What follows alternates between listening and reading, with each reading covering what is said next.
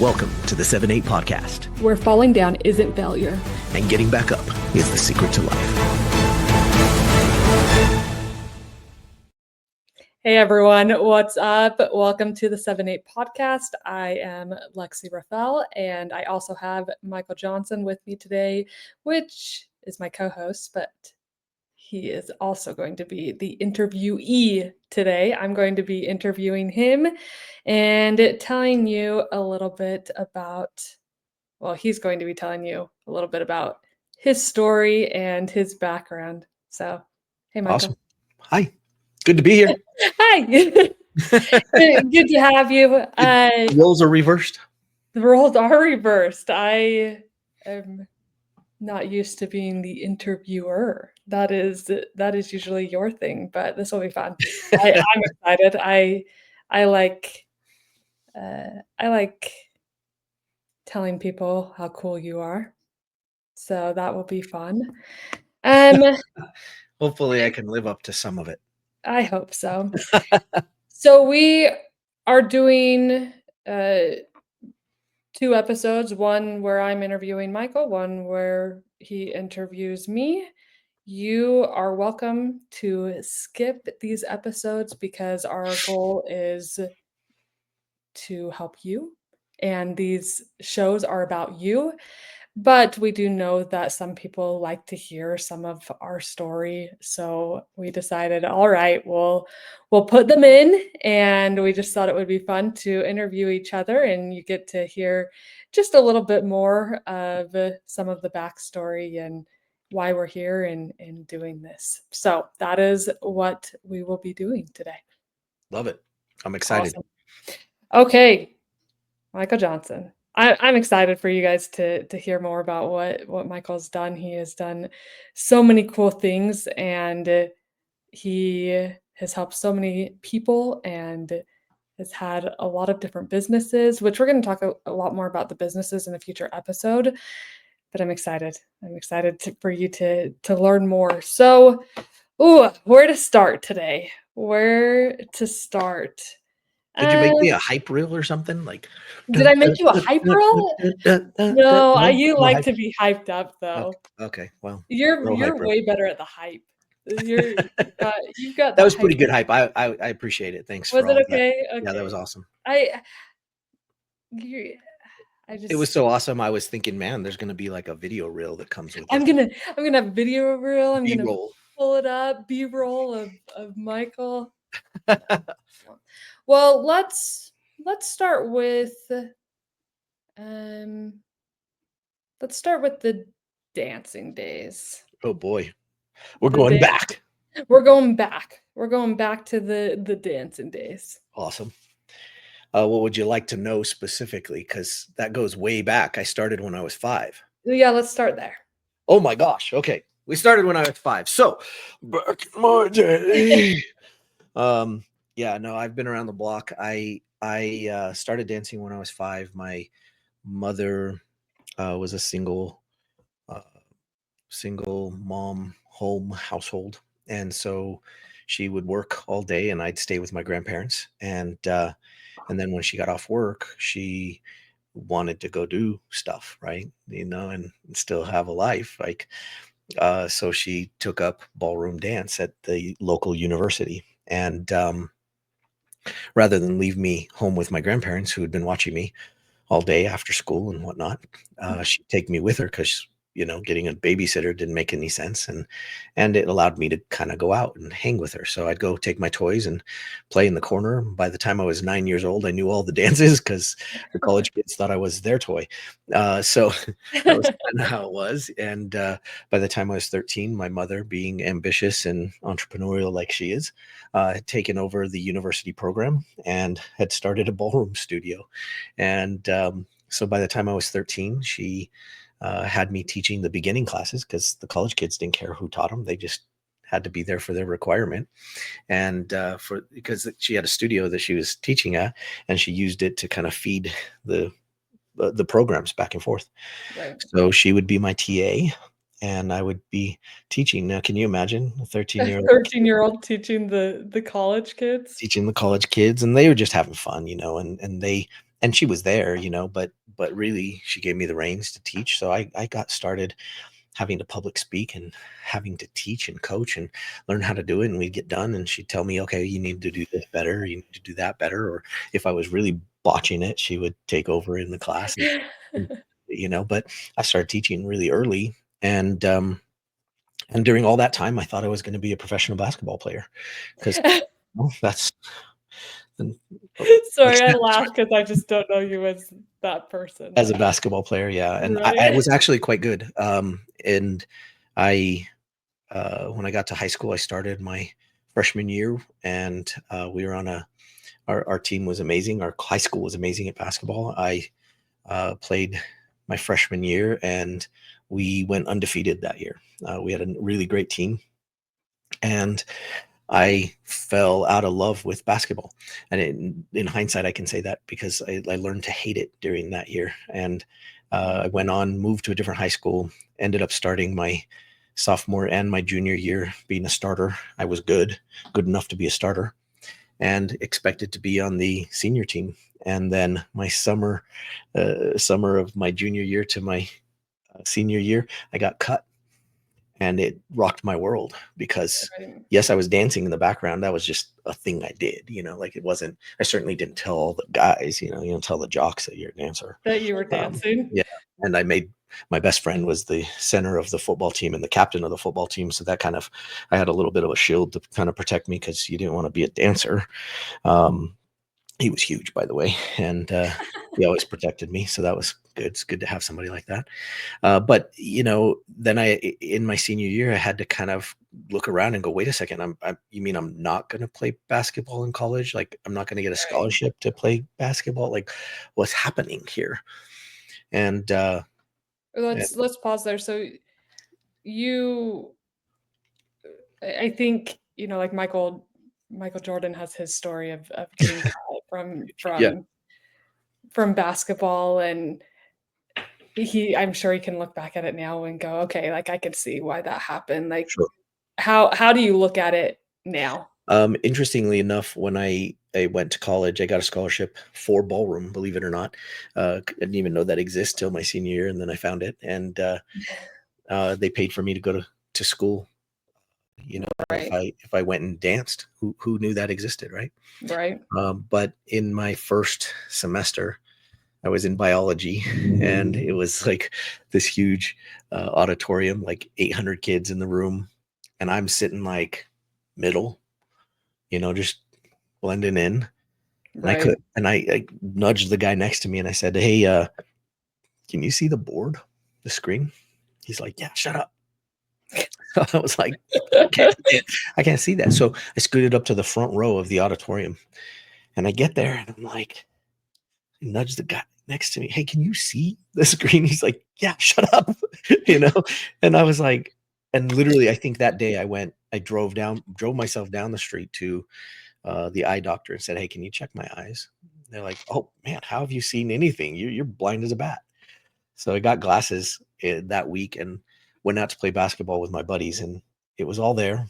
I still had it. You still Still had had it? it. Yep, I still had it. It was, I cried a little. Like I Yeah, think, I'm like, did was that how was yeah. that in that moment when you thought Um, that's what you were going to do your whole life, and now here you are dancing, and it that's was the rough to new take. career? Here I was. What was I? 17 or 18? 18 maybe. Yeah, And here I was doing dance, and and I loved it too, but I right. I really had thought I was going to be a basketball player. And Yeah.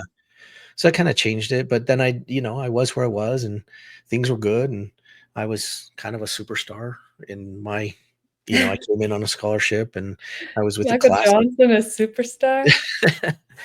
we were a class of really great dancers. There's probably about 6 of us that were hot shots, and Yeah. it was fun. And in that moment, I think um I started to recognize, like, yeah, I could go all the way. I could be the best. I could be at the top of this professional Right. game. And so then I just, you know, turned course and really put my focus there. And you would have thought that was prior to going there, but I think that moment Yeah. was like, "Hey, you know what? I guess looking back at it, why didn't nobody when I got cut, why didn't they check my eyes? Why, when I went to the doctors, did they not check my eyes?" It's like meant to be, meant to be. Like there were so many things that had to go a direction for me to end up there dancing in college with the Right. scholarship. And so I just kind of leaned in and went with it. But it was easier in hindsight looking back at it and going, well, I mean, those are some pretty incredible happenstances. Like, now you get a physical and they always Yeah, check your eyes. Like that's not an unusual thing to do. right. But for whatever reason, my parents didn't think it, which is weird because both my parents wear glasses and all my grandparents wear glasses, and none of them thought, "Hey, we should get your eyes checked." Like, so it was a really weird, perfect storm that Yeah, that happened. yeah, for sure. Dang. So basketball to dance, To dance. Yeah. and, so you you danced through college, and then what happened after that? At the end of college, I had mentors and coaches that were coming in. I was competing at a high level as an Yeah. amateur, winning what's called 10 dance, meaning I was a crazy sauce and did not just competed in If you're Latin, not but watching, I he just compete. pointed to his head Yeah. when he said I was a crazy sauce. Yeah. And so I did both styles, Latin and standard, and decided I wanted to dance Latin is professionally. like the faster dances, like Cha-cha, cha-cha, samba, rumba. samba, Yeah. yeah. And The waltz. short dresses. Standard is waltz and Yeah, foxtrot and Viennese waltz. So both yeah, styles. And I decided I was going to go pro as a 10 dancer. And so my mentors that came into town offered me a job in New York. And of course, I'm a West Coast boy. Grew up in a small town called Albuquerque, and um, Albuquerque. and all of a sudden, I was like, "Yeah, I'm going to New York." And my parents thought I was crazy. My family thought I was crazy. I was like, "I'm Wow. going out east, and I'm gonna go do this pro thing." And the world 10 dance champions offered me a job. Yeah, I'm gonna take it. Yeah, I'm gonna go do that. And so I packed up everything, a couple suitcases, and flew out east and left everything I knew. And yeah. Go Going into college, did you even know that you could make a career out of Yeah, I ballroom had some dancing? indications of You it d Okay, because at the time it was on like PBS, okay. back in the days when they used to televise, professional ballroom dancing. And we used to watch it, at my mom's studio. And so I knew there was a possibility, and Yep, the possibility kept growing through my collegiate years as that being something that I could do. I was winning, I was the top of the heap, I was the king of the hill while I was in college. And, right. there were only a few other people that were, as I mean this in the nicest of way, but as good as me, and Yeah, none of them were looking to go pro. But I was like, I'm taking this all the way. I'm gonna do this whole thing. And so yeah, so I knew that. And but it was a big jump. I mean, this little down home, West Coast boy who's moving to New York City. I guess it's kind of like the movies, right? yeah, it is kinda like the movies. Um, what what did you learn from the dancing days and from playing basketball? What did you learn Oh about gosh, yeah. basketball taught me that I had to physically get prepared. Mm. And it prepared me for the athleticism that being a pro dancer needed. And so I Yeah, felt I like think a lot of people don't realize that about dancing, like oh yeah. how athletic you have to be. Well, you think about it, and it's so ridiculously athletic. And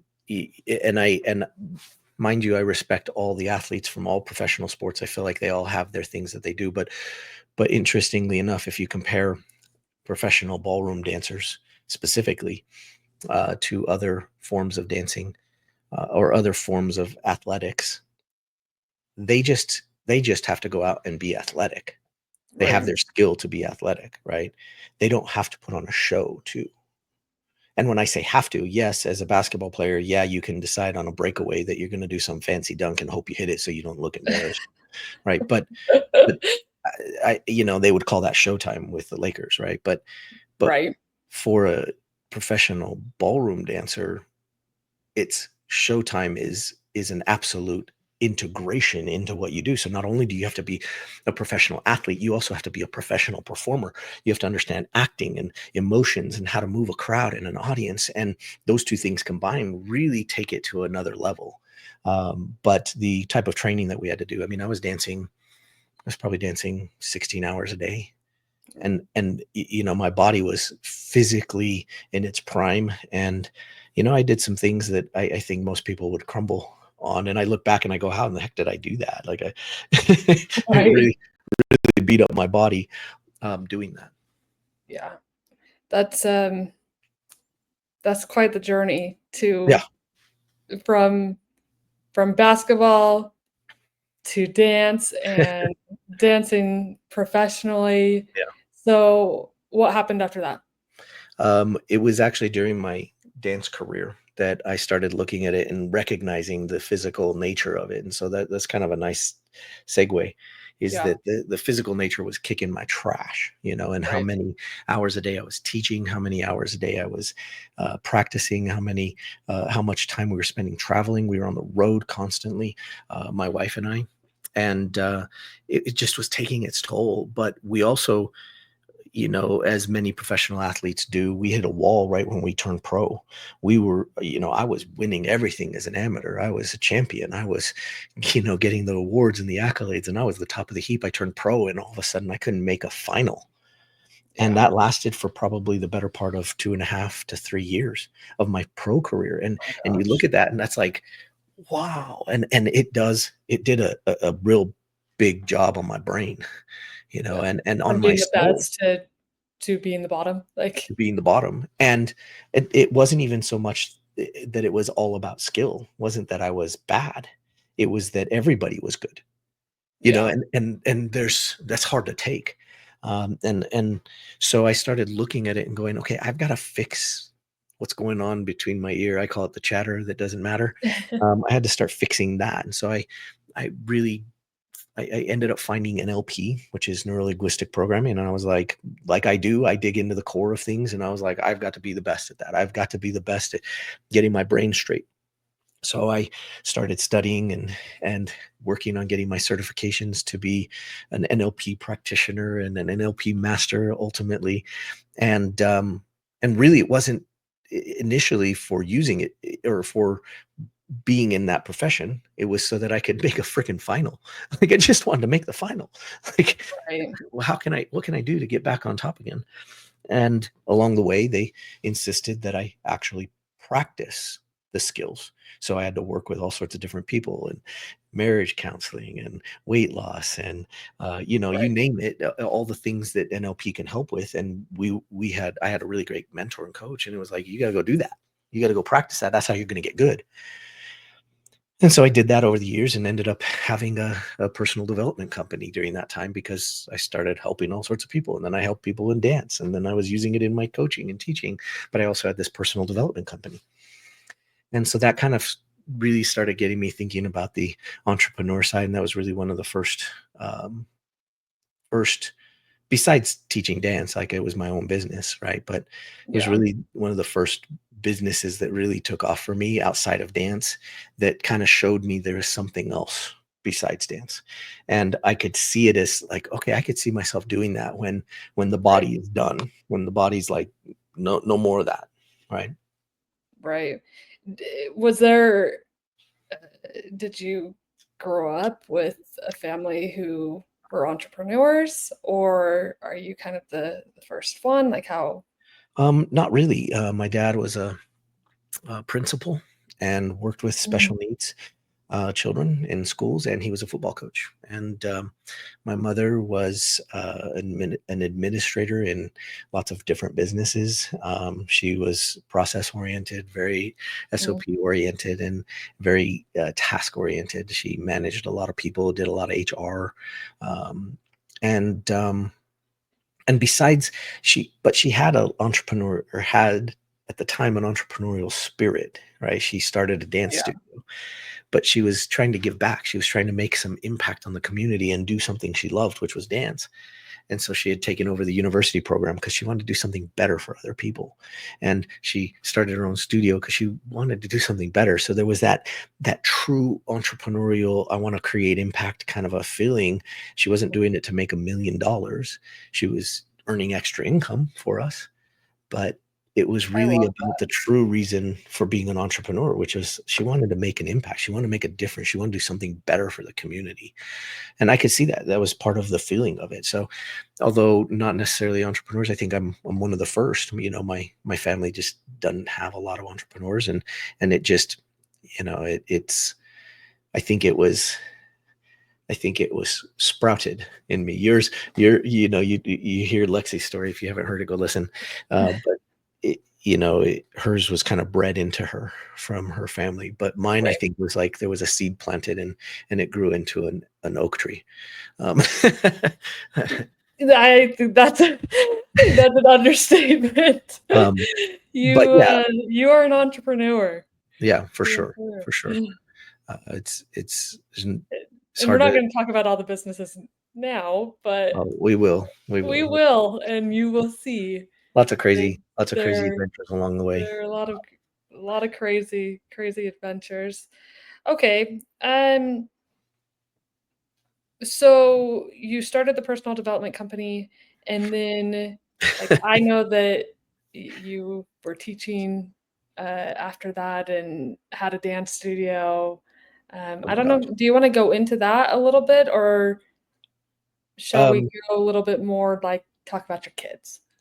oh my gosh. 'Cause I know Uh, that's like two different yeah. No, I directions. could talk about my kids for hours. I love them. I know. We'll do that too. I'll kind of segue to that. Okay. The personal development business, like so many of us do, I thought wasn't succeeding that well. But I also was retiring from dance because I had a couple kids at that point, and it was getting too hard. And my wife wanted to move from New York back out west or near her family, and so it was time. And so I thought, okay, I'm going to put down dance, and I'm just going to walk away. And so I'll put my coaching to good use. And so a software company hired me to Oh, yeah. fix their coaching department. And as I came in and I started looking, I realized that it wasn't just the department that needed help. It was the software or the development department, the graphic design department, the customer service department. As you do. And I found all the things that needed fixing. And so I got to do that. That's a fun story, but we'll save that for another time. But I, uh, I went in and helped get everything sorted out and fell in love with software and fell in love with the tech. I had always been a techie kind of kid anyway, and realized, holy Yeah. cow, I actually excel in that space and I love that space. And um, so really that brought in the tech side. Ultimately, I didn't stay with that. Ended up the dancing brought me back again. I ended up opening What? another competitive studio where I was at and grew that up, and that was good times. Made a lot of friends, and a lot of For that, I am very grateful. that's where you and I met, Yeah. and it was good times. But it also, I was already done with it. I had already retired, right? So I was the unfortunate part, and I think we all do this, and you kind of have to ask yourself out there listening if you've done this. But sometimes we put something down and we go, okay, I'm done with that. And then because we did it for so long, there's this little calling of it, just kind of calling you back to it, even though you knew you were done, but you forget the reasons you were done. And you forget why you stopped. And so I had a So what little, thing was calling you back? the dancing was calling me Oh, the back. dancing was calling you back. And I was like, okay, Oh, 'cause you had gone the software, because I'd like, gone the software route, and right? And stopped. I was in, in corporate there for just a little bit. I mean, that was like my only employee job, really. um, but it was calling to me, and I was like, I can make a difference here. And I think I probably had some of what my mom had, where I was like, I can make a difference for this community, and I can change things. So I set out to do that. But in the background, Change my the community. yeah, What? no, I may or may not have done that. Yeah, I don't No, know. It you just depends definitely on did. perspective. Um, but I think even during that time, the other side was calling, and that's what kind of led me to start back up my personal development business again in the new Right. location. And some of this was like pre like internet goodness, like Right. there's a lot of bad years of the internet before things really started to take off. But um, and then just started businesses and investing and doing all that other stuff, um, and eventually that studio closed down because I just wasn't into it. My heart wasn't in it, and I was in off doing other businesses and other things, and so it was time to close that down and move on. And there's a lot of stories in those as well, but we won't. Oh, I'll, yeah. I'll save you the mercy of those stories. And and found my way just into back. I would say back to my true love of business and Right. being an entrepreneur and supporting entrepreneurs and inspiring entrepreneurs and trying to make a difference in the community of the world. And I know that sounds maybe overly epic, but I think that if I can help the entrepreneurs of the world, if I can help those people that are willing to risk it all for their idea and their dream and their vision, then they can help millions of people. And I may not be able to reach millions of people, but if I help those entrepreneurs reach millions of people, that that's pretty epic. And so that's what I set out to do. That's kind of where I'm at and who I like to serve. Yeah, and I think that is why I am business partners with this human because of his vision and his desire to change the world. And like when I say that, like I mean that is what he has set out to do. And I love that. I love the big vision. I love the dreamer and that um and I love the belief that he has in other people, starting with me and the belief that he had in me and what I could do. And I just feel like there are so many people in the world who deserve to have that belief from him. So I'm so excited for anyone who gets to work with him and gets to learn from him because he truly is amazing at helping people do exactly what they want to do and go after their dreams. So Well, thank you. that's my Appreciate that. little Well, plug. and like we have this show 7-8, and I remember a time coming home through the ups and the downs of different businesses and whatnot. Yeah. And and my youngest, I have four, and my youngest says Mhm. to me, "Hey, Dad, how's it going?" Like she was kind of welcoming me home, right? And I was like, "It's going good." And she goes, "How did it go changing the world today?" And that was like, oh, So it just melted my heart, right? Because here I was whining and complaining in my own head about how bad things were going and what was going wrong. And here's my youngest, and she got it. She understood. She understood that I was out for something that was way larger than me, way bigger than we're supposed to dream, and I love that. I love that from to hear that from my youngest. It felt like, okay, maybe I did something half decent here. But my kids are cool. You asked me to say something about my kids yeah, earlier. just I got they are 4 kids. cool. My youngest is the only dancer left. I say left because my 2 oldest started doing ballroom for a while until we closed our studio, and they kind of went off to do other things, but she's my only dancer, my youngest. And then my next oldest is a rodeo queen. In fact, she just recently, last weekend, won another title for being So Miss cool. Miss Linden. She's an awesome rodeo queen, and the best part, if you know anything about rodeo, she and about rodeo queening, she won horsemanship, and she won her speech, and her speech, oh, melted my heart. It was, I sent it to Lex so she could hear it, and Lexi goes, "Did you help her with that? Because it sounded awfully like 7/8, right?" Yeah, it was like a 7/8 Yeah, and story, and at the end, she talked like I about hadn't even getting back heard, up, yeah, right? even heard it until I got there. So I was like, oh, just it was a lovely, really great speech, and but she won the overall hole and won a saddle. It was really fun. She earned it. She was great. And then my son is the next oldest, and he's a car salesman and sells cars and just finding his way in the world, trying to figure out who he is and what he's all about and all the cool things that he's going to do in this world. But he used to be a speed cuber. He can do Rubik's cube in, you Super know, fast. under 20 seconds. He's fast. The fastest is like 3 seconds. So he's pretty fast. He can easily do it under 20. I think he's gotten some tens and stuff. So Yeah, he's gotten tons, I think. it is so intelligent. I wish I had some of that. He's he's pretty smart. Hey, Um, you're pretty intelligent. well, thank you. I think he got it from you. And then my oldest daughter is an interior designer, and she's awesome. She loves that, and she loves all sorts of things. She's got a lot of my visionary in her, and she'll do whatever she wants to do and whatever she sets out to do once she decides she's going to do it. Right now she's doing the interior design thing, and so she went to school for that and is at a firm now. And so my kids are cool.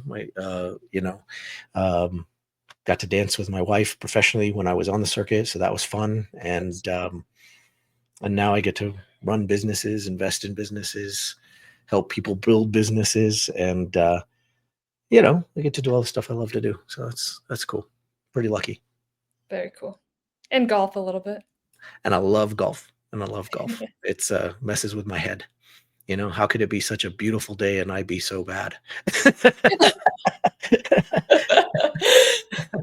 um, no, it's good. It's good for my mind and good for my body. And so if you ever want to play some golf, look me up. We'll play some golf together. Michael would spend every day golfing, I think. You do spend a lot of your days golfing, actually. I'd spend a lot of time golfing. I love it. It's fun. Good Very good. good times. Well, let's end there today. I think Awesome. that is a great backstory on and a great overview, and it Crazy has stuff. been fun. What'd you say? Crazy stuff. Crazy stuff. Crazy stuff. It's been fun interviewing you today, and I'm excited for more people to get to learn more about you and what you are all about because you're a pretty cool guy. So, Don't forget you can skip this episode. oh my gosh, they're like at the end of the episode. Brilliant. Maybe they're one of those that fast forwards and just listens to the end, and they just heard Uh, that part and they turn yeah, it off. exactly. All right, guys, we are grateful that you joined us today. As always, please go and listen to the other episodes that we have and like, subscribe, comment, let us know what you're enjoying. If you have other questions that you want me to ask Michael, then please let me know. I never know what you want me to ask. So please let me know and we can maybe do another episode where we ask Michael some more things about his life and his journey. I love Until it. then, what's our 7/8 ending? You've been saying it. I've been saying mine. You got to come up with your Oh, own. I've gotta come up with one. I don't know what mine is yet. I think you like the fall, rise, and repeat. Fall 7, rise 8, repeat. Yes. It's like rinse, repeat. Yeah. Yeah, we'll see. I'll We'll get see. my ending here Hey, soon. comment down below what her outro line. Yeah, what should I say? And what should we put on some hats that we wear That's and right. some If you haven't gear checked out that the merch, go check out the merch. yeah, go check out the merch. That'd be sick. Then you could Yeah. have a cool hat like me. Oh, what Oh, now? snap. All right, guys. Thanks for joining us today. We will talk soon. Peace out. Thanks for being with us today on 7-8, where falling isn't failure and getting back up is just the beginning. If today's episode reminded you of your own journey, if you've fallen and gotten back up again, maybe more times than you can count, we want to hear your 7-8 story. Head to 7eight.life to share your comeback with us. That's SevenEight.life.